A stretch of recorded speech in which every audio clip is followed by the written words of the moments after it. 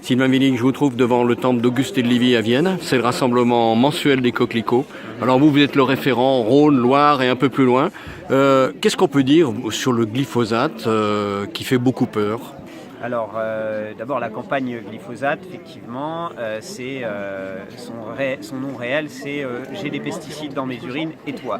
Donc, on cherche à analyser les urines en cherchant le marqueur glyphosate, qui est effectivement une molécule d'origine complètement artificielle, utilisée dans l'agriculture, et celui qu'on trouve dans nos urines vient de là.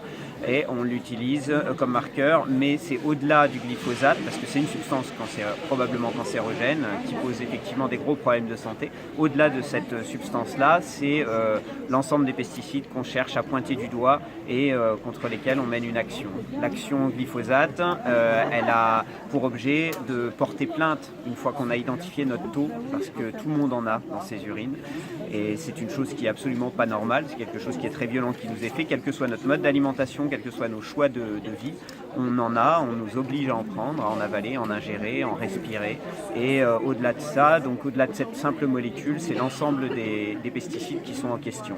Et on souhaite porter plainte contre l'ensemble des responsables, à la fois fabricants et responsables de la diffusion, de la commercialisation, donc des autorisations de ce produit. Alors vous portez un coquelicot, d'ailleurs c'est le rassemblement mensuel du mouvement Nous voulons des coquelicots, lancé par Fabrice Nicolino et François Bayrette.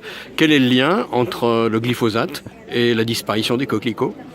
Alors, le glyphosate est un herbicide, donc par définition, si vous pulvérisez du glyphosate sur des coquelicots, vous n'en aurez pas. Les coquelicots sont effectivement un mouvement pour l'interdiction de tous les pesticides. Nous sommes un mouvement pour l'interdiction de tous les pesticides. Il s'est trouvé qu'il y a une concordance parfaite de temporalité entre les deux mouvements, puisqu'ils sont sortis à peu près en même temps en 2017, si je ne dis pas de bêtises, 2018. Et on a effectivement une complète convergence sur nos objectifs avec des moyens d'action qui sont un petit peu différents. L'appel des coquelicots, c'est un grand mouvement, un appel qui vise à rassembler 5 millions de personnes signataires avec toute une série d'actions, des rendez-vous mensuels. Nous, on est sur une procédure judiciaire qu'on veut engager, mais avec beaucoup de gens en commun entre les deux mouvements.